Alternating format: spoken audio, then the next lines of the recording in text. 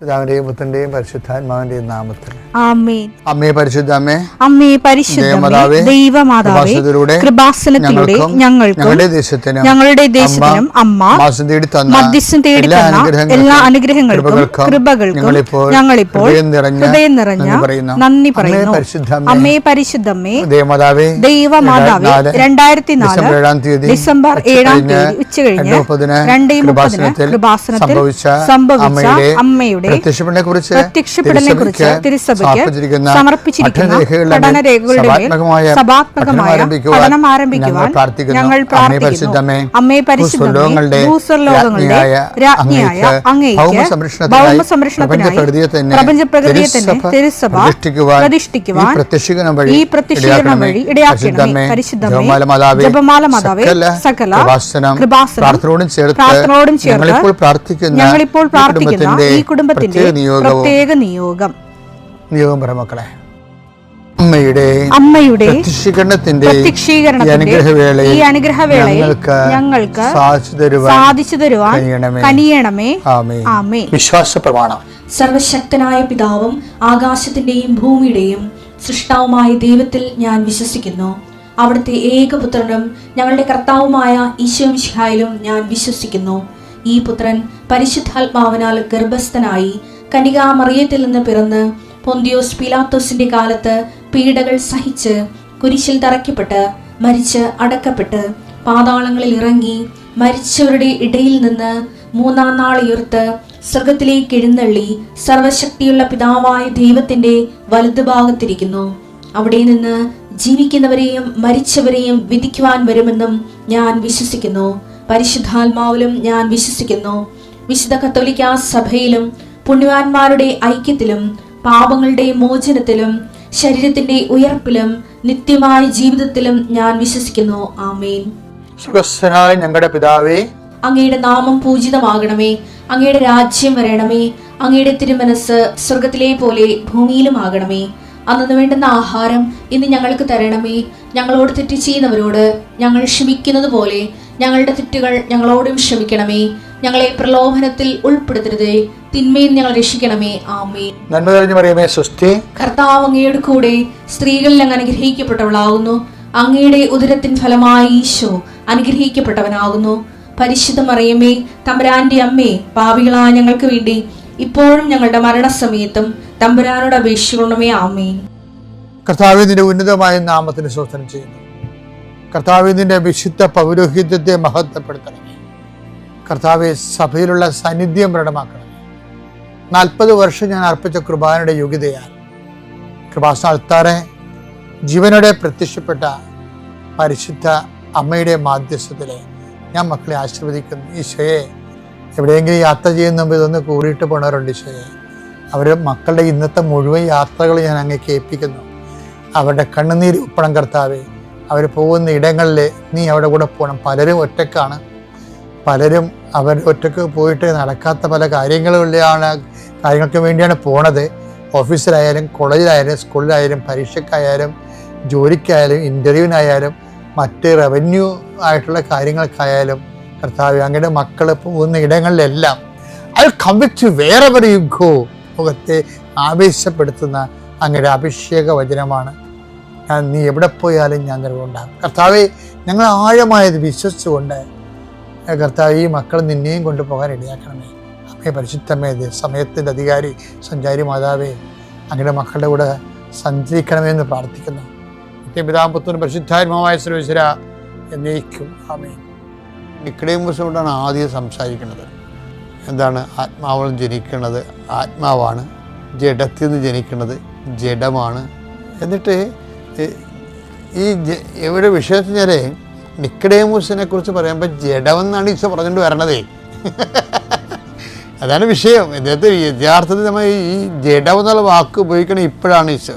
അത് നിക്കോദേമോസിനെ അഭിസംബോധന ചെയ്തുകൊണ്ട്, അതായത് ഈ കൽപ്പന ടെക്നിക്കലായിട്ട് കൽപ്പന പാലിച്ചു, അതിൻ്റെ അരൂപി അതാണ് ഈശോ അതിൻ്റെ അരൂപിയെ ഈശോ കൽപ്പനയുടെ ജിസ്റ്റ് എടുത്തിട്ട് അരൂപിയാണ് പറയണത്. എന്താണ്?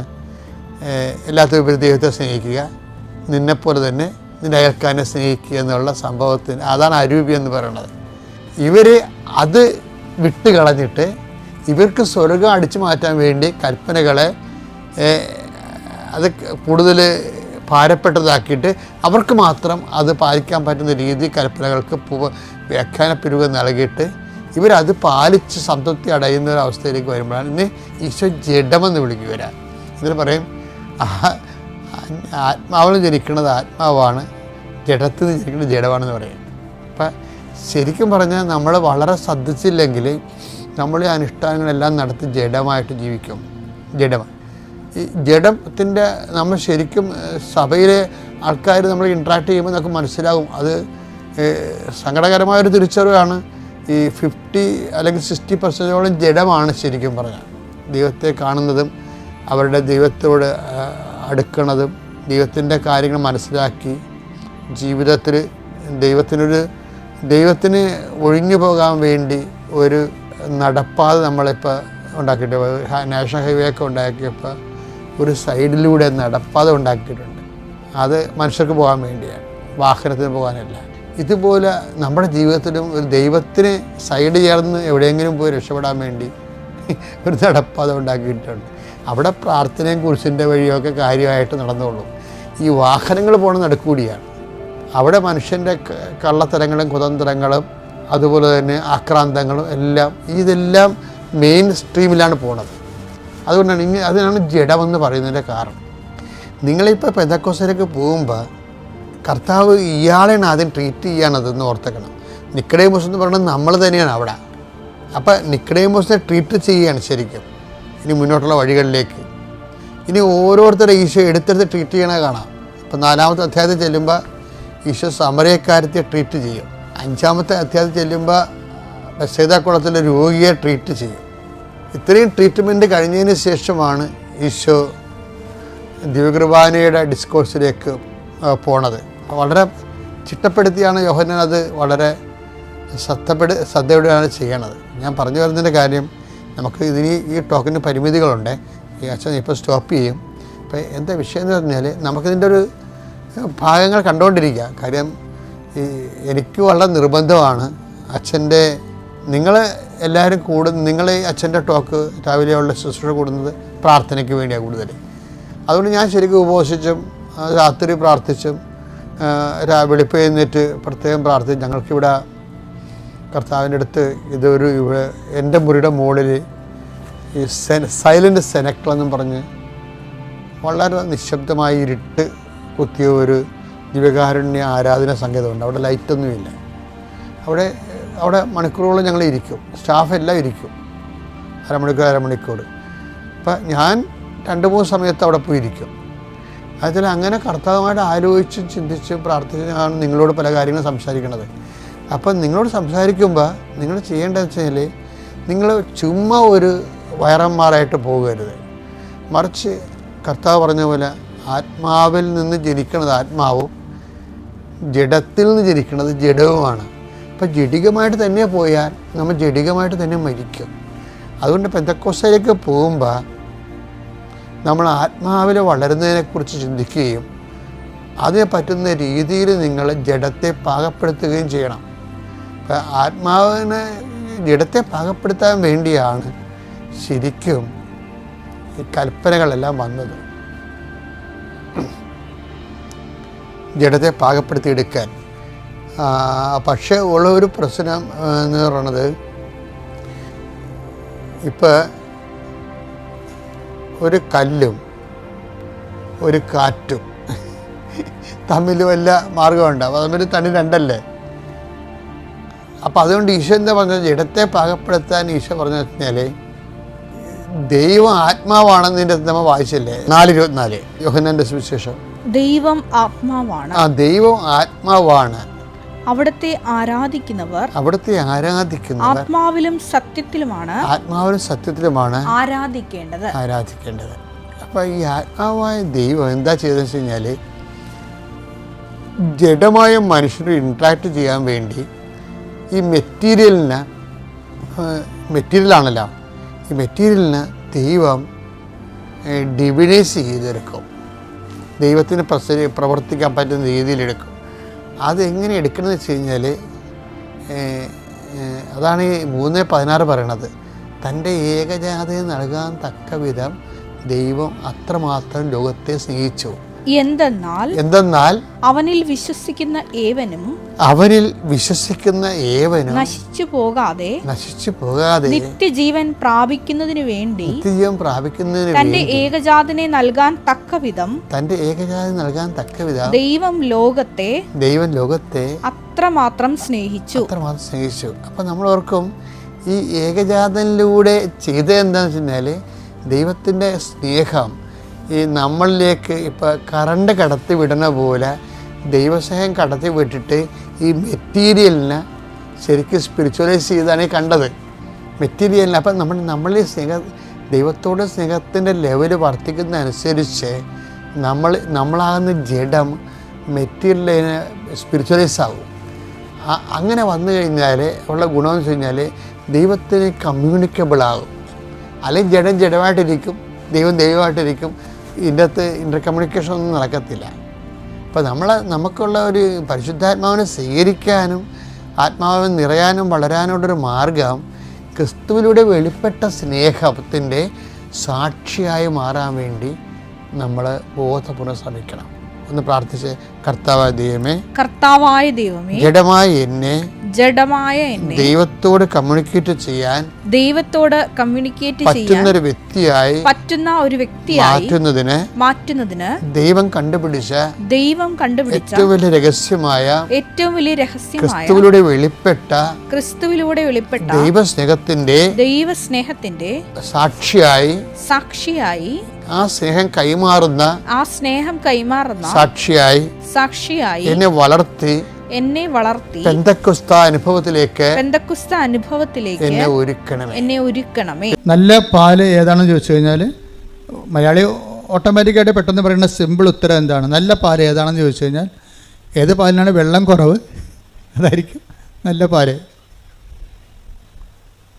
ഇപ്പം മിൽമ പാല് മറ്റു പാല് ഏജൻസിയൊക്കെ വന്ന കാരണം എല്ലാം കെമിക്കൽ ടെസ്റ്റ് ചെയ്തൊക്കെ പാലിൻ്റെ ചേരുവകയുടെ കണ്ടൻറ്റ് വൈസ് എല്ലാം ടെസ്റ്റ് ചെയ്ത് ആണ് നമുക്ക് തരണത്. എനിവേ പണ്ടൊക്കെ പാലും മെയിൻ കംപ്ലൈൻറ്റ് പാലിൻ്റെ അത് വെള്ളമാണെന്നുള്ളതാണ്. അത് വെള്ളത്തിൻ്റെ അളവ് നമ്മൾക്ക് മനസ്സിലാക്കാൻ വേണ്ടിയാണ് മറ്റൊരു നാട്ടിൽ നിന്ന് വന്നവർ മണ്ണിരയൊക്കെ ഇട്ടുകൊണ്ട് കൊണ്ടുവന്നത്. കൊഴുത്ത് കൊടുത്ത് അങ്ങനെ ഇരിക്കും, വെള്ളമില്ലെന്ന് കൊഴുപ്പ്. അങ്ങനെയാണ് ഇതെല്ലാം. പണ്ട് അരിയിലൊക്കെ ഭയങ്കര കല്ലായിരുന്നു. കല്ല് ചേർക്കാൻ വേണ്ടി മാത്രം കമ്പനികളുണ്ടായിരുന്നു. മുക്കാച്ചാക്ക് അരി വാങ്ങിച്ചിട്ട് കാൽച്ചാക്ക് കല്ല് ചേർത്തിട്ട് മിക്സ് ചെയ്യാൻ വേണ്ടി പ്രത്യേകം ആ സ്ഥലമൊന്നും ഞാൻ പറയണില്ല, പത്രത്തിൽ ഇങ്ങനെ മുഴുവൻ ഈ കല്ല് ചേർക്കുന്ന സ്ഥലങ്ങളെല്ലാം കാണിക്കുമായിരുന്നു. കല്ലിൻ്റെ കാലൊക്കെ ഷോർട്ട് ഐസ് വന്നപ്പോഴാണ് ഇപ്പോൾ കല്ലിൻ്റെ കാലമൊക്കെ മാറിയത്, വെള്ളത്തിൻ്റെ കാലം. അപ്പം നമ്മൾ പതുക്കെ മെച്ചമായി പല മേഖലകളിലും മെച്ചമായിക്കൊണ്ടിരിക്കുകയാണ്. നമ്മളെ പണ്ട് ചോറെന്ന് പറയുമ്പോൾ അപ്പോൾ തന്നെ കല്ല് കടിച്ചു ആൾക്കാർ നിലയും വിളിച്ചിരിക്കും, ചിലർ ചോറിട്ടും പോകും. ഇതുപോലെ വിശ്വാസത്തിലും കല്ല് കടിക്കണ വിശ്വാസമുണ്ട്. വിശ്വാസത്തിൽ ചില ആൾക്കാർക്ക് കല്ല് ചേർത്ത് വെച്ചേക്കും. അതിൻ്റെ അകത്ത് വിശ്വാസത്തിലെ കല്ലെന്താണ്? സംശയം എന്ന് പറയും. സംശയത്തിന് വിശ്വാസത്തിൽ ചോറിൽ കല്ലുള്ളത് പോലെയാണ് വിശ്വാസത്തിലുള്ള കല്ലാണ് സംശയം. എപ്പോഴും നമ്മൾ ശ്രദ്ധിക്കേണ്ട ഒരു വിഷയം, നിങ്ങൾ വിശ്വാസ യാത്ര ചെയ്യുമ്പോൾ ഉടമ്പടി എന്ന് പറയുന്നത് ഏറ്റവും ഷോർട്ട് പീരീഡ് കൊണ്ട് വിശ്വാസത്തിൻ്റെ ഫലം കിട്ടുന്ന ഒരു പ്രെയറാണ് ഉടമ്പടി. പക്ഷേ ആ ഷോർട്ട് പീരീഡിൽ എങ്ങനെയാണ് പെട്ടെന്ന് നമുക്ക് ഈ ഫലം കിട്ടുന്നതിന് രണ്ട് കാരണങ്ങളുണ്ട്. ഒന്ന്, ദൈവം നിങ്ങളുടെ അവിശ്വാസം നോക്കാതെ ദൈവം ഇങ്ങോട്ട് കോൺട്രിബ്യൂട്ട് ചെയ്യും. അത് ആദ്യത്തെ കാലത്തേ ഉള്ളൂ കേട്ടോ. ഉടമ്പടിക്കാരറിയാം നിങ്ങളിപ്പോൾ അപ്പോൾ ഉടമ്പടിയിൽ ഇപ്പോൾ ആദ്യം ഉടമ്പടി എടുക്കുമ്പോൾ തന്നെ പെട്ടെന്ന് കുറച്ച് അനുഭവം കിട്ടി കഴിയുമ്പോൾ നിങ്ങൾ ഓർക്കരുത് മൊത്തം ഇനി ഇങ്ങനെ തന്നെ ആയിരിക്കുമെന്ന്. അങ്ങനെ തന്നെ ആയിരിക്കത്തില്ല. ആദ്യം 1-2 അനുഭവങ്ങൾ തരണം. ദൈവം ഇൻസെൻറ്റീവ് ചെയ്യണതാണത്. നിങ്ങൾക്ക് ദൈവം നിങ്ങളുടെ ഒരു പരാധീനതയും ഇപ്പോഴത്തെ മാനസികാവസ്ഥയും ശാരീരികാവസ്ഥയും കുടുംബത്തിൻ്റെ പശ്ചാത്തലം എല്ലാം കണ്ടിട്ട് നിങ്ങൾക്ക് പെട്ടെന്ന് ഒരു ഇൻസെൻറ്റീവ് തരണതാണ്. ഇപ്പം അമ്മമാർ കുഞ്ഞുങ്ങൾക്ക് മുല കൊടുക്കത്തില്ലേ? പക്ഷേ 5 വയസ്സാകുമ്പോൾ പറയും നീ പോയി എടുത്ത് കുടിക്കണമെന്ന് പറയും, പാല് അടുക്കള ഇരിപ്പുണ്ടെന്ന് പറയും. ആ വിഷയം മാറില്ലേ? ടോൺ മാറി. ഒരേ കൊച്ചു കുടിക്കുന്ന സംഭവത്തിന് വ്യത്യാസമൊന്നും ഉണ്ടാകത്തില്ലെങ്കിലും ടോൺ മാറി അമ്മയുടെ. എന്താ കാര്യം? നമ്മൾ തന്നെ ചെയ്യേണ്ടത് നമ്മൾ ചെയ്യാതെ ഈസി ആയിട്ട് കൊച്ച് വരുന്നതുകൊണ്ടാണ് അങ്ങനെ ചെയ്യണത്. പണ്ടൊക്കെ ചില അമ്മമാർ ഒരു മുഞ്ചിയെന്ന് സാധനം ഉണ്ടായിരുന്നു, അത് അരച്ച് മുലക്കെണ്ണ പെരട്ടും. എന്താ കാര്യം? ചെന്നി നായകം അങ്ങനെയൊക്കെ പെരട്ടുമായിരുന്നു. ഇപ്പം പിന്നെ പെട്ടെന്ന കാര്യം നിങ്ങൾ കൊടുക്കണില്ലല്ലോ നിങ്ങൾ. അപ്പോൾ എന്താ പ്രശ്നം വെച്ച് കഴിഞ്ഞാൽ, അപ്പോൾ കഴിച്ചിട്ട് കൊച്ചു കുടിക്കത്തില്ല. 4 വയസ്സുകാരൊക്കെ പണ്ട് ചില പറയല്ലേ, ചില അമ്മമാർ പറയും ഇപ്പം 4 വയസ്സ് വരെ എൻ്റെ മുല കുടിച്ചാണെന്ന് പറയും. ഇതൊന്നും വിശ്വാസത്തിൽ നടക്കത്തില്ല. വിശ്വാസത്തിൽ ഒരു ടൈം കഴിയുമ്പോൾ ആദ്യത്തെ ഇൻസെൻറ്റീവ് തരും, ബാക്കി പിന്നെ നമ്മളെല്ലാം സ്വന്തമായിട്ട് ഏൺ ചെയ്യണം. അതിനാണ് ഉടമ്പടിയുടെ ബാക്കിയുള്ള സംഭവങ്ങളെല്ലാം ഉള്ളത്. അങ്ങനെയാണ്. ആദ്യം നിങ്ങൾ ഓർക്കരുത്, ആദ്യം കിട്ടണത് തന്നെ ഉടമ്പടിയുടെ അനുഭവമാണെന്ന് നിങ്ങൾ വിചാരിക്കരുത്. എല്ലാം അങ്ങനെയല്ല. ആദ്യം നിങ്ങളുടെ പരുവക്കേട് കണ്ടിട്ടും പരാധീനത കണ്ടിട്ടും ദൈവം കോൺട്രിബ്യൂട്ട് ചെയ്യണതാണ്. എന്ന് വെച്ചാൽ നിങ്ങളൊന്ന് പിടിച്ച് നിൽക്കുക, ഓക്സിജനൊക്കെ ഒന്ന് എടുത്തിട്ട് അല്പമൊക്കെ ബലം പ്രാപിച്ച് കഴിയുമ്പോൾ പിന്നീട് നിങ്ങൾ ഏൺ ചെയ്യണം, സമ്പാദിക്കണം. അതാണ് പറയുന്നത്. ആദ്യം എടുത്തപ്പോൾ തന്നെ ഭയങ്കര അനുഗ്രഹമായിരുന്നു, പിന്നെ ഒരു അനക്കമില്ലാത്ത ദൈവത്തിനല്ല, നിങ്ങൾക്കാണ് അനക്കമില്ലാത്തത്. എന്താ കാര്യം? നിങ്ങൾ ഓർത്ത് ഇതുപോലെ ready to eat instant breakfast പോലെ ഇങ്ങനെ പണം കുലുക്കണ മരം പോലെ ഈ സമയം കുലുങ്ങി വീഴത്തില്ല. നിങ്ങളോട് എന്താ പറഞ്ഞിരിക്കണം? അവൻ പറയണ പോലെ ചെയ്യുക. അതാണ് സംഭവം. അപ്പോൾ ആദ്യത്തെ ഒരു ടൈം കഴിയുമ്പോൾ പിന്നെ ഒരു ടഫ് ടൈമാണ്. അപ്പോഴാണ് നിങ്ങൾ ഉടമ്പടി പിന്നെ കിട്ടണതെല്ലാം നിങ്ങളുടെ അവൻ പറയണ പോലെ ചെയ്തതിൻ്റെ പേരിൽ ദൈവം നിങ്ങൾക്ക് നൽകുന്ന ന്യായമായ ആനുകൂല്യങ്ങളായിരിക്കും. ആദ്യത്തേതെല്ലാം ഔദാര്യമാണ്. ഇപ്പോൾ ഗ്രാൻഡായിട്ട് തന്നെയാണത്. അത് തിരിച്ചടക്കേണ്ട കാര്യമില്ലാത്ത പോലെ നമുക്ക് കിട്ടത്തില്ല. അതുപോലെ ഗ്രാൻഡാണ്. പക്ഷേ ഒരു 1-2 അനുഭവങ്ങൾ കഴിഞ്ഞാൽ പിന്നെ ഈ സാധനം ചിലർക്ക് പെട്ടെന്ന് നിങ്ങൾ സ്വിച്ചിട്ട പോലെ നിൽക്കും. അപ്പം നിങ്ങൾ ഓർക്കും ഉടമ്പടി ഇത്രയേ ഉള്ളെന്ന്. അല്ല, നിങ്ങൾ ഇത്രയേ ഉള്ളൂ. അതാണ് പ്രശ്നം. ഉടമ്പടി ഇത്രയേ ഉണ്ടായിട്ടല്ല, നിങ്ങൾ ഇത്രയേ ഉള്ളൂ. എന്താ കാര്യം? ഇങ്ങനെ ഓസിന് കിട്ടുന്ന കാര്യം അങ്ങോട്ട് വെട്ടി വിഴുങ്ങിയിട്ട് കൈയും കെട്ടി പഴയതുപോലെ ഇരിക്കും. ഇത് വർക്കൗട്ട് ചെയ്യത്തില്ല. എന്താ കാര്യം? ഇനി നിങ്ങളുടെ ഊഴമാണ്. അവൻ പറയണ പോലെ ചെയ്യണ ഊഴമാണ്. അതാരാണ് ദൈവസ്നേഹത്തോടെ ചെയ്യണത്?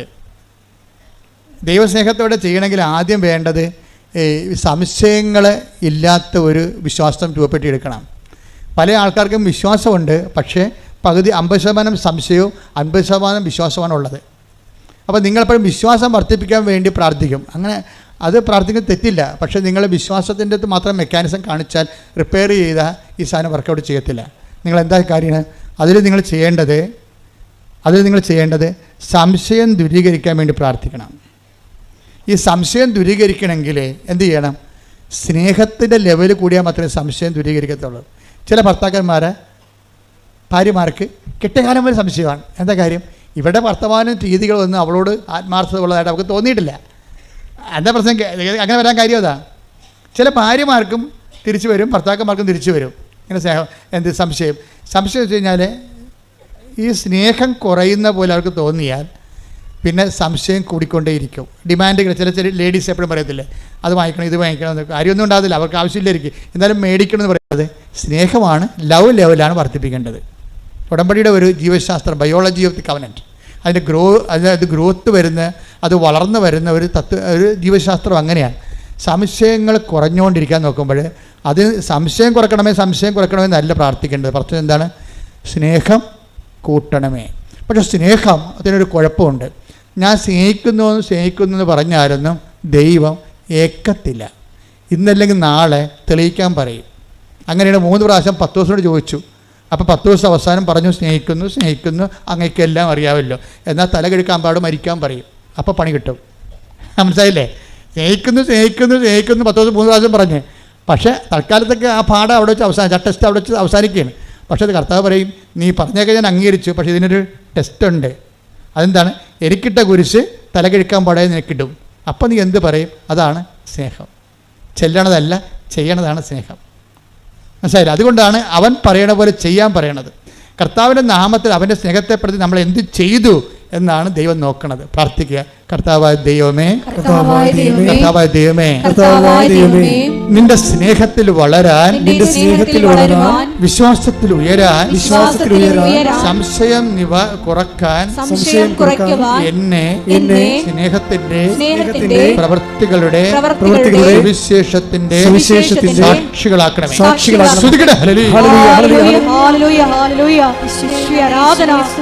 വിശ്വാസം പ്രവൃത്തിപദത്തിൽ കൊണ്ടുവരുവാൻ ഈ ആരാധനയിലൂടെ ഞങ്ങളെ അഭിഷേകം ചെയ്യണമേ. ഹല്ലേലൂയ. പരിശുദ്ധ പരമദിവ്യകാരുണ്യത്തിന് നേരവും ആരാധനയും സ്തുതിയും പുകഴ്ചയും ഉണ്ടായിരിക്കട്ടെ. ഇപ്പോൾ നിങ്ങൾക്ക് മനസ്സിലായില്ലേ? അതിൻ്റെ ഉടമ്പടി നമ്മൾ ഒരു ഡ്രൈവർ ആകുമ്പോൾ തന്നെ അതിൻ്റെ മെക്കാനിസ്റ്റും ആകണം. അപ്പോൾ മനസ്സിലായില്ലേ? നമ്മൾ ഉടമ്പടി ഡ്രൈവറായിട്ട് മാത്രം ഇരുന്ന് കഴിഞ്ഞാൽ ഈ സാധനം ഇടയ്ക്ക് വഴി വീണാൽ ആരും സഹായിക്കത്തില്ല. അപ്പോൾ മെക്കാനിസം കൂടി അറിഞ്ഞു കഴിഞ്ഞാൽ നമുക്ക് തന്നെ റിപ്പയർ ചെയ്തുകൊണ്ട് വണ്ടി ഓടിച്ചുകൊണ്ട് പോകാൻ പറ്റും. അപ്പോൾ എന്താ സംഭവം? ഉടമ്പടിക്ക് വീഴ്ച വരാൻ സാധ്യതയുള്ളത് സ്നേഹം, ദൈവസ്നേഹം കൂട്ടാൻ നിങ്ങൾ ശ്രദ്ധിച്ചു കഴിഞ്ഞാൽ മതി, വേറെ ഒന്നും ചെയ്യേണ്ട. ദൈവസ്നേഹം കൂട്ടാൻ വേണ്ടി പ്രവർത്തനമല്ലാതെ അവിടെ കൊണ്ട് പ്രാർത്ഥന കൊണ്ടോ ചൊല്ലൽ കൊണ്ടോ ഒന്നും ചെയ്യാൻ പറ്റത്തില്ല. അപ്പോൾ അതുകൊണ്ട് ചെയ്യണ കാര്യങ്ങൾ അളിഞ്ഞ മോന്തയമായിട്ട് ചെയ്യരുത്. എനിക്ക് തന്നെ ഈ അളിഞ്ഞ മോന്തക്കാരെ കാണുമ്പോൾ തന്നെ എനിക്ക് പറയും, എന്താ കാര്യം? ഞാൻ പറഞ്ഞു, നിങ്ങൾ സ്മാർട്ടായിട്ട് നിൽക്ക്, മാതാവിൻ്റെ അടുത്തല്ലേ നിൽക്കണത്, അല്ല നിങ്ങൾ ചായക്കടയിലും ആശുപത്രിയിലും അല്ല നിൽക്കണത്. ആശുപത്രിയിലാണെങ്കിൽ ഈ മരുന്ന് കഴിച്ചാൽ ശരിയാകുമോ ഇല്ലേ, ഈ ഡോക്ടറാണ്, അതിന് വേറെ ഡോക്ടറുണ്ടാ.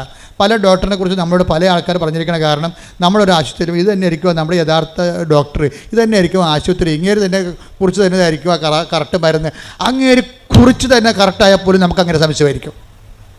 അതുകൊണ്ടാണ് അളിഞ്ഞ മോന്ത വന്നത്. ഉടമ്പടി എന്ന് പറയുന്നത് സ്മാർട്ട്സ് പ്രോജക്റ്റാണ്. കർത്താവിൻ്റെ അടുത്ത് വരുമ്പോൾ ഞാൻ ഇവിടെ ഇന്നലെയൊക്കെ അവർ പറഞ്ഞു, നിങ്ങൾ സന്തോഷമായിട്ട് പോകും. എന്താ കാര്യം? ഇത് ശരിക്കും മാതാവിൻ്റെ അടുത്ത് നിന്ന് പോകുന്നവർ അവർ കൃത്യമായിട്ടുള്ള ആൾക്കാരുടെ അമ്മ കൂടെ പോകും. കാര്യം നിങ്ങളുടെ ചില ആൾക്കാരുടെ കൂടെ വരാത്തതിൻ്റെ കാര്യം നിങ്ങൾ അളിഞ്ഞ മോന്തയായിട്ട് വരണേ, ചത്തവൻ്റെ വീട്ടിൽ മരിച്ചിരിക്കണവർ അടുത്ത ആൾ അങ്ങോട്ട് പോവുകയും ചെയ്യും. ഇതെല്ലാം മാതാവ് കാണുന്നുണ്ടല്ലോ. അതിൻ്റെ അടുത്ത് ഈ പന്നി വിശ്വസിക്കണില്ല എന്നുള്ളത് അമ്മയ്ക്ക് അറിയാം. പിന്നെ ഇതിൻ്റെ കൂടെ പോയിട്ട് എന്നാ കാണിക്കാനാണ്? അതാണ് നിൻ്റെ കൂടെ വന്നിട്ട് എന്നാ കാണിക്കാനാണ്? പക്ഷേ നിനക്ക് നല്ല ദൈവസ്നേഹമുണ്ട്, നല്ല പ്രത്യാശ ഉണ്ട്. കഴിഞ്ഞ ദിവസങ്ങളിലേ അമലു എന്ന് പറഞ്ഞ കുഞ്ഞു സാക്ഷ്യം പറഞ്ഞാണ്. അമലുവിൻ്റെ സാക്ഷ്യം എന്ന് പറഞ്ഞത്, അമലു ഉള്ളതുപോലെ മാതാവിനോട് പറയുന്ന ആളാണ്. അമൽ പറഞ്ഞു, 10 കൊല്ലയുടെ മക്കളില്ലേ ആളിന്. അപ്പോൾ പല ചികിത്സ കഴിഞ്ഞിട്ട് ഇവ മക്കൾ എന്നുള്ള കാര്യം ആ ചാപ്റ്റർ അവർ ക്ലോസ് ചെയ്തിരിക്കുകയാണ്. ഇനിയിപ്പോൾ ഇങ്ങനെ ജീവിച്ചോളാമെന്നുള്ള ഒരു മനസ്സിനെ അങ്ങനെ പഠിപ്പിച്ചു, അങ്ങനെ കുഴപ്പമില്ലാതെ പോവുകയാണ്. അപ്പോഴാണ് ആൾക്കാർ പറയണത്, കൃപാസനം മാതാവ് 25 വർഷമായിട്ട് മക്കളില്ലാത്തവർക്ക് മക്കളെ കൊടുക്കുന്നുണ്ടെന്ന് പറഞ്ഞു. അപ്പോൾ അവർക്ക് പുതിയൊരു അധ്യായം ആണ് ശരിക്കും തുറന്നത് ജീവിതത്തിൽ. അതാണ് സംഭവം. പിന്നെ നിങ്ങൾ അങ്ങോട്ടും ഇങ്ങോട്ടും പറയണില്ലേ, അതാണ് സുവിശേഷം എന്ന് പറയണത്. നിങ്ങൾ പറയാതിരിക്കരുത്. നിങ്ങൾക്ക് പറയാൻ കഴിവുണ്ടെന്നും നിങ്ങൾക്ക് പറയാൻ കഴിയുമെന്നും ഒക്കെ അമ്മയ്ക്കറിയാം. ഇവിടുത്തെ നിങ്ങൾ പണി മേടിക്കാൻ പോണേ എപ്പോഴാണെന്ന് അറിയാമോ? നിങ്ങൾക്ക് ഏമത്വമാണ് നിങ്ങൾ ബന്ധുക്കൾ പറഞ്ഞിട്ട് അവിടെ ഞെളിഞ്ഞിട്ടുണ്ട്. അത് നിങ്ങളുടെ പഴയ ഹിസ്റ്ററിയും ദൈവത്തിന് അറിയാം. നിങ്ങൾ പണി മേടിക്കുന്ന വഴികൾ ഞാൻ പറയുകയാണേ. എന്ന് വെച്ചാൽ നിങ്ങൾക്കുണ്ടാകുന്ന ചില ഗുണങ്ങൾ, നിങ്ങൾ വീട് വെച്ച കാര്യം, അല്ലെങ്കിൽ നിങ്ങൾക്ക് ചിട്ടി വീണ കാര്യം ഒക്കെ നിങ്ങൾക്ക് നന്മയുണ്ടാകുന്ന കാര്യങ്ങളൊക്കെ നിങ്ങൾ മറ്റുള്ളവരോട് പറയണ സ്വഭാവമാണ് നിങ്ങൾക്കുള്ളത്. അത് എപ്പോഴായാലും നിങ്ങൾ പറയും, പള്ളിയിൽ നിന്ന് വരുമ്പോഴായാലും പോകുമ്പോഴായാലും ഫോൺ എടുക്കുമ്പോഴും പറയും. പക്ഷേ ദൈവം നിങ്ങളുടെ ഇടയിൽ പ്രവർത്തിച്ച കാര്യം നിങ്ങൾ പറയത്തില്ല. അത് നിങ്ങൾ ആത്മശോധന ചെയ്യേണ്ട ഉടമ്പടി പാപമാണ് ശരിക്കും. ഇപ്പോൾ ഈ ഉടമ്പടി കുമ്പസാരം എന്ന് പറയുമ്പോൾ ഞാൻ അച്ഛന്മാരുടെയൊക്കെ അധികമൊന്നും സംസാരിക്കത്തില്ല. കാര്യത്തിൽ എന്താ വെച്ചാൽ എനിക്ക് ഉടമ്പടി കുമ്പസാരത്തെക്കുറിച്ച് എനിക്കൊരു ഐഡിയ ഉണ്ട്. എന്താ ഉടമ്പടി കുമ്പസാരം എന്ന് പറയണത്? അത് കരിസ്മാറ്റിക് കുമ്പസാരമോ ഇടവക വാർഷിക ധ്യാനം കുടുംബ കുമ്പസാരമോ അല്ല. ഉടമ്പടി എടുത്തതിന് ശേഷം ഒരു വ്യക്തി ഉടമ്പടിയിൽ ദൈവവുമായിട്ട് ജീവിച്ച് കഴിയുമ്പോൾ ആ വ്യക്തി കൈവരിക്കേണ്ട ചില ആധ്യാത്മിക ഔന്നത്യങ്ങളുണ്ട്. അവിടം വരെ എത്തിയില്ലെങ്കിൽ ഉപേക്ഷ എന്ന പാപമാണത്. മനസ്സിലായില്ലേ? അവിടം വരെ. അപ്പോൾ ഒരു ഉടമ്പടി എടുത്തു കഴിയുമ്പോൾ ഒരു വ്യക്തി കൈവരിക്കേണ്ട ആധ്യാത്മികമായ ഔന്നത്യമുണ്ട്. ആ വ്യക്തി അതനുസരിച്ച് വളർന്നില്ല എന്നുണ്ടെങ്കിൽ അതൊരു ഉടമ്പടി പാപമായിട്ട് വരും, ഉപേക്ഷ എന്ന പാപമായിട്ട് വരും. എന്താ കാര്യം? നിങ്ങളുടെ പഴയ ഫയൽ നോക്കിക്കഴിഞ്ഞാൽ നിങ്ങളുടെ എല്ലാ നല്ല കാര്യങ്ങളും, മക്കളുടെ കാര്യങ്ങളും, മരുമക്കളുടെ കാര്യങ്ങൾ പോലും നിങ്ങൾ നാട്ടുകാരെ കെട്ടിയിരുന്ന് വിളിക്കുന്ന ആളാണ്, പറയുന്ന ആളാണ്. സ്വന്തം ക്ഷേമത്വത്തിന് വേണ്ടിയായിരിക്കും അത് പറയണത്. പക്ഷെ ദൈവം നിങ്ങൾക്ക് തന്ന കാര്യങ്ങളെ പലതും നിങ്ങളെ പറയണില്ല. അതാ ഇനി ദൈവം തന്ന കാര്യം പോലും പറയണത് നിങ്ങളുടെ അക്കൗണ്ടിലായിരിക്കും. ഇവിടെ വന്നിട്ട് സാക്ഷിയൊക്കെ പറയും, ഞങ്ങൾക്ക് വീടില്ലായിരുന്നു, സ്ഥലമില്ലായിരുന്നു, വഴിയില്ലായിരുന്നു, അമ്മയടുത്ത് വന്നപ്പോൾ അമ്മ വീട് തന്നു, സ്ഥലം തന്നെന്നൊക്കെ പറയും. ഇവിടെ വന്ന് പറയും. പക്ഷേ നാട്ടിൽ ചെന്നിട്ട് എന്ത് പറയും? യൂട്യൂബിൽ ഈ സാധനം വന്ന കാര്യം നാട്ടുകാരറിഞ്ഞ കാര്യം നിങ്ങൾക്കറിയത്തില്ല. നിങ്ങളെ പഴയ സ്വഭാവം അനുസരിച്ച് നാട്ടുകാരോട് പറയും, ഭയങ്കര കഷ്ടപ്പെട്ടാണെങ്കിൽ ഞാൻ മുണ്ട് മുറുക്കി കൊടുത്താണെങ്കിൽ ഒരു വീട് വാങ്ങിച്ച്. അപ്പോൾ മുണ്ട് മുറുക്കി കൊടുത്തത് നിങ്ങൾ, മാതാവ് ഞൊട്ടി. അല്ല സംഭവം ഇതാണ്. ഒരു സാധനത്തിൻ്റെ വേർഷം കൂടെ കണ്ടില്ലേ? അതാണ് ഞാൻ പറയും, ഓർഡർ തമ്മാവാ ആളറിയാം. അത് ഞാനല്ല പറയണം, പുള്ളിക്കാരത്തി പറഞ്ഞോളൂ. ആളെ കാണുമ്പോൾ തന്നെ പറയും, ചുമ്മാ ഉടായ്പാണ്, അനുഗ്രഹം അടിച്ചു മാറ്റാൻ വന്നിരിക്കുകയാണ്, കിട്ടിക്കഴിഞ്ഞാൽ അത് അവളുടെ അക്കൗണ്ടിൽ മാത്രമേ അവൾ കെട്ടിയിരുന്നുള്ളൂ എന്നറിയാം. ഇങ്ങനെയുള്ള അഭ്യാസം ഉടമ്പടി നടക്കത്തില്ല. അതുകൊണ്ട് സത്യസന്ധരായിരിക്കാൻ നോക്കുക. പ്രാർത്ഥിക്കുക. കർത്താവായ ദൈവമേ, സത്യസന്ധമായി നീ തന്ന നന്മകളെ എടുത്തുയർത്തി പൊതുജനങ്ങൾക്ക് കൈമാറിക്കൊണ്ട് സുവിശേഷം ഏകുവാൻ എന്നെ അങ്ങയുടെ രക്ഷയുടെ സാക്ഷിയാക്കണമേ.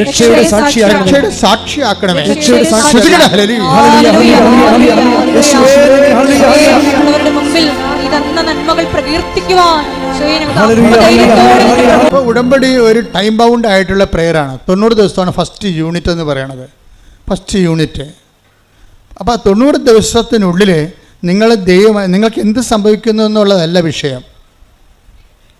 കാഷ് ആൻഡ് കൈൻഡായിട്ട് എന്ത് സംഭവിക്കുന്നു എന്നുള്ളതല്ല, ദൈവവും നിങ്ങളും തമ്മിലുള്ള ബന്ധത്തിൽ എന്ത് സംഭവിക്കുന്നു. ഇപ്പം ഞാൻ അവളുടെ മഞ്ജുഷയുടെ അമലുവിൻ്റെ കാര്യം പറഞ്ഞില്ലേ, അമലു പെട്ടെന്നാണ് മാതാവുമായിട്ട് നല്ല സീരിയസ് റിലേഷനിൽ വന്നത്. എന്നിട്ട് മാതാവിനോട് പറഞ്ഞ എന്താ, കഴിഞ്ഞ ഡിസംബറിൽ അമലു വന്നിട്ട് പറഞ്ഞ്, അമ്മേ ഇത് ഡിസംബർ മാസമാണ്, it is a holy month, വളരെ വിശുദ്ധമായൊരു മാസമാണ്, അമ്മയ്ക്ക് ഈശ്വരനെ കിട്ടിയ മാസമാണ്, എനിക്കും ഒരു കുഞ്ഞിനെ തരണം. കണ്ട എന്ത് സിമ്പിളാണ് ആ പ്രെയർ. അവൾ ആ മാസം ഗർഭിണിയായി. അപ്പോൾ ദൈവത്തോട് ഇൻട്രാക്ട് ചെയ്യണം. ഞാൻ എപ്പോഴും പ്രാധാന്യം കൊടുക്കുന്നത് common faith of the common പീപ്പിളാണ്. നമുക്ക് സംഭവിച്ചത് വിശ്വാസത്തിന് ഒരു സാങ്കേതിക ജടിലതയിൽ അപ്രാപ്യമായിട്ട് സാങ്കേതിക ജ്ഞാനമായിട്ട് പ്രതിഷ്ഠിക്കപ്പെട്ടത് കാരണം ഈ വിശ്വാസത്തിൻ്റെ നല്ല ഫലങ്ങൾ താഴേക്ക് വരത്തില്ല. താഴേക്ക് വരുത്താൻ വേണ്ടി വല്ല രാഷ്ട്രീയ കഥകളോ നാട്ടുകഥകളോ, അവിടെ കല്ലില്ല ഇവിടെ കല്ലില്ല എന്നൊക്കെ പറഞ്ഞ് പുൾപ്പിറ്റ് ആ പാടെ കുളമാക്കി കളയും. ജനങ്ങൾക്ക് ദൈവത്തിൻ്റെ വഴികൾ പറഞ്ഞു കൊടുക്കാനും ദൈവാനുഭവത്തിലേക്ക് ജനങ്ങളെ നയിക്കാനും അവർ അനുഭവിച്ച് പരിചയിച്ച ആധ്യാത്മികതയുടെ ചില പുഴുക്കുത്തുകളെ എടുത്തു മാറ്റിയിട്ട് അതിനെ ക്രെഡിലൈസ് ചെയ്തിട്ട് അതിലവരെ ബൂസ്റ്റ് ചെയ്യുകയാണ് ഉടമ്പടി ചെയ്യണത്. എന്നിട്ട് ഇപ്പം നിങ്ങൾക്ക് സംസാരിക്കാൻ നല്ലോണം അറിയാം. അപ്പോൾ ദൈവത്തോട് നിങ്ങൾ അമ്മയെന്നല്ലേ വിളിക്കണത്, അല്ലേ? അല്ല കളക്ടർ എന്നല്ലേ വിളിക്കണത്, അമ്മ. അപ്പോൾ നമുക്ക് ആ ഒരു അമിക്കബിലിറ്റി ഉണ്ട് പ്രെയറിലേ. അപ്പോൾ നിങ്ങൾ അമലു എന്താ ചെയ്യണത്, അമ്മേ ഇതൊരു നല്ല മാസമാണ്, നല്ല വിശുദ്ധമായ മാസമാണ് ഡിസംബർ, അമ്മയ്ക്ക് ഉണ്ണീശനെ കിട്ടിയ മാസമാണ്, എനിക്ക് ഒരു കുഞ്ഞിനെ തരണം. സിമ്പിളല്ലേ പ്രെയർ? ഇതിനേക്കാൾ വലിയ പ്രാർത്ഥന എന്തുകൊണ്ട്? ആ പ്രാർത്ഥന അപ്പം തന്നെ അമ്മ പച്ചമഷിക്ക് അങ്ങോട്ട് ഒപ്പിട്ട് സാങ്ഷൻ ചെയ്യുകയും ആ ആഴ്ച തന്നെ അവൾ പ്രേ ഉണ്ടാകുകയും. എന്ത് രസമാണ് കേൾക്കാൻ. അവൾ കുഞ്ഞിനെ കൊണ്ട് കഴിഞ്ഞ ദിവസം വന്നിട്ട് ഇവിടെ 10 കൊല്ലമായിട്ട് ഇതിനെക്കുറിച്ചൊരു ഐഡിയ ഇല്ലാതെയാണ്. നമുക്കൊരു സങ്കല്പമില്ലാത്ത സംഭവങ്ങളെല്ലാം മാതാവ് ഇതെല്ലാം നമുക്ക് തൊടാവുന്ന രീതിയിൽ അനുഗ്രഹമായിട്ട് കൈത്തരും. പക്ഷെ നമുക്കെന്താ വേണ്ടത്? അമലുവിന് സംശയമില്ല അവൾ പറയുന്നതിൽ. ആ വർത്തമാനം കേട്ടാൽ മനസ്സിലാവും, സ്നേഹം മാത്രമേ ഉള്ളൂ, അതിൽ സംശയമില്ല. ആ വർത്തമാനം സ്കാൻ ചെയ്യുമ്പോൾ അറിയാൻ പറ്റും എന്താണ്. ഓ ഞാനിങ്ങനെയൊക്കെ പറയണേ, കിട്ടുക വെറുതെ, ഇത് രൂപമല്ലേ അമ്മയല്ലല്ല. അവിടേക്കാണ് പ്രശ്നം വേണ്ടത്. ഇത് രൂപമല്ലേ അമ്മയല്ല എന്നാണ് പറഞ്ഞിരിക്കുന്നത്. ഈ വങ്കന്മാർക്കാണ് ഇങ്ങനെയൊക്കെ തോന്നണത്. കാരണം അതായത് അനുഭവമുള്ളവർ അമ്മയുടെ സാന്നിധ്യത്തിൻ്റെ പ്രതീകമാണിത്. ഞാനിവിടെ സംസാരിക്കുമ്പോൾ എൻ്റെ അമ്മയോടാണ് സംസാരിക്കുന്നത്. ആ റിലവെന്ന് പറഞ്ഞാൽ ആത്മബന്ധത്തിൻ്റെ ആന്തരികതയാണ്. അതെന്ന് പറയണത് ധ്യാനത്തിനേക്കാൾ വലിയ സംഭവമാണ്. ആത്മബന്ധത്തിൻ്റെ ആന്തരികത നമുക്കറിയാമല്ലോ. നമ്മൾ എന്ത് ജ്ഞാനം, ഇപ്പോൾ എന്ത് കറണ്ട്, എത്ര കറണ്ട്, നിങ്ങളൊരു കാര്യം സിമ്പിളായിട്ട് മനസ്സിലാക്കണേ. എത്ര കറണ്ട് ഇടുക്കിയിലുണ്ടാക്കിയാലും നാട്ടിൽ വരണത് എന്തിലൂടെയാണ്? ഒരു വയറിലൂടെയാണ് വരണത്. ഇത്രയേ ഉള്ളൂ. അപ്പോൾ നമ്മൾ എത്ര കിലോ വാട്ട് കറണ്ട് ഉണ്ടാക്കിയാലും വരണത് കമ്പിയിലൂടെയാണ്. അല്ലാതെ കമ്പിയില്ലാതെ കറണ്ട് നമുക്ക് വയർലെസ് സൗണ്ട് വരും. സൗണ്ട് വയർലെസ്സിലൂടെ, വയറില്ലെങ്കിലും വരും. പക്ഷേ കറണ്ട് വയർലെസ്സായിട്ട് വരത്തില്ല. നമ്മൾ എത്ര വാട്ട് കറണ്ട് ഉണ്ടാക്കിയാലും വരണത് കമ്പിയിലൂടെയാണ്. നിങ്ങൾ ദൈവത്തെക്കുറിച്ച് എന്ത് പഠിച്ചാലും, സ്വർഗത്തിൽ പോയി കുത്തിയിരുന്ന് പഠിച്ചാലും ട്രാൻസ്മിഷൻ പ്രാർത്ഥനയിലൂടെ വരത്തുള്ളൂ. അതെപ്പോഴും മനസ്സിലാക്കണം. പിടിയാ, നിങ്ങൾ ദൈവത്തെക്കുറിച്ച് എന്ത് ശാസ്ത്രം പഠിച്ചാലും ശരി, ദൈവത്തോടുള്ള കമ്മ്യൂണിക്കേഷൻ പ്രാർത്ഥനയിലൂടെ വരത്തുള്ളൂ. അല്ലെങ്കിൽ പ്രാർത്ഥനാ നിർഭരമായ പ്രവർത്തനങ്ങൾ, അതിൻ്റെ കണ്ടൻറ്റ് വൈസ് സ്നേഹമാണ്, അല്ല വേറെ ഒന്നുമല്ല. വിശ്വാസം എന്ന് പറഞ്ഞു കഴിഞ്ഞാൽ വിശ്വാസത്തിൻ്റെ അകത്തുള്ള കുഴപ്പം, അതിൻ്റെ അകത്ത് നമ്മൾ സൂക്ഷിച്ചില്ലെങ്കിൽ സംശയത്തിൻ്റെ ഒരു ചേരുവക ഉണ്ടാകും. അതുകൊണ്ട് ദൈവം നിങ്ങൾ വിശ്വാസത്തെ ഒത്തിരി ഇട്ട് വർദ്ധിപ്പിക്കാൻ വേണ്ടി അതിൻ്റെ അകത്ത് റിപ്പയർ ചെയ്യാൻ നോക്കണ്ട, ടൈം എടുക്കും. അതിന് പറയുന്നത് നിങ്ങളെന്താ ചെയ്യേണ്ടത്? ദൈവത്തോടുള്ള സ്നേഹം വർദ്ധിപ്പിക്കണം. എന്താ കാര്യം? സ്നേഹം വർദ്ധിക്കുന്നുണ്ടെങ്കിൽ, ദൈവത്തോടൊക്കെ സ്നേഹം ഉണ്ടെങ്കിൽ നിങ്ങൾക്ക് നിങ്ങളെ നിങ്ങളുടെ നാത്തുൻ, ചില ആൾക്കാർ പറയുന്നത് എൻ്റെ അച്ഛ എന്ത് ചെയ്യാനാണ് അച്ഛ, എൻ്റെ മാല അവൾ കൊണ്ടുപോയി, ഇപ്പം തരാമെന്ന് പറഞ്ഞ് കൊണ്ടുപോയതാണ്. അവളുടെ മാല ചിട്ടിക്ക് എടുത്തപ്പോൾ പണയം വെച്ച് പോയി. അങ്ങനെ ആ മാല, അപ്പോൾ അവൾക്കൊരു കല്യാണം ഉണ്ടായിരുന്നു. ആ കല്യാണത്തിന് ഇരവ് എന്നോട് ചോദിച്ചതാണ്. പാവപ്പെട്ടവരുടെ ജീവിതം ഭയങ്കര കഷ്ടമാണ്, അങ്ങോട്ട് ചോദിക്കൊടുക്കുവരെ എടുത്തിട്ട് പിന്നെ എന്ത് ചെയ്യും, അവർ അപ്പുറത്തെ കല്യാണത്തിന് പോകാൻ വേണ്ടി മേടിച്ച മാലയാണ്, പക്ഷേ ആ പന്നി അതിനല്ല ചെയ്തത്, അവർ വിറ്റ് കളഞ്ഞ സാധനം. ഈ മനുഷ്യനോട് നമുക്ക് സംസാരിക്കാൻ പറ്റുമോ? പിന്നെ ഇവളെന്നെ പറ്റിപ്പാണ് ആൾ, എൻ്റെ മാല ഊരിക്കൊണ്ടുപോയി എന്നോട് ചോദിക്കാൻ വിറ്റ ആളാണ്, ഇനി എൻ്റെ അടിച്ചതിൻ്റെ അകത്ത് അവളെ കയറ്റത്തില്ലെന്ന് പറയും. പക്ഷേ ഉടമ്പടി എടുത്താൽ പറയാൻ പറ്റത്തില്ല. എന്താ കാര്യം? നമ്മൾ ദൈവത്തെയാണ് സ്നേഹിക്കണത്. പിടിയിടിയാ. അപ്പം നിങ്ങൾക്കിട്ട് പണി തന്ന ആൾക്കാരോടും നിങ്ങൾ ഉടമ്പടിയോട് കൂടി നിരപ്പാകാൻ നോക്കണം. കാര്യം വിശ്വാസമല്ല വലുത്, എന്താണ്? സ്നേഹമാണ്. കാര്യം എന്താണ്? ആ മാലയെക്കാളും നാത്തുവിനോടുള്ള വൈരാഗ്യത്തെക്കാളും എൻ്റെ ദൈവത്തെ ഞാൻ സ്നേഹിക്കുന്നു. സ്നേഹിക്കുന്നവൻ എന്താ പറഞ്ഞിരിക്കുന്നത്? നിങ്ങൾ ശത്രുവിനായാലും എന്നെ പ്രതി സ്നേഹിക്കണം.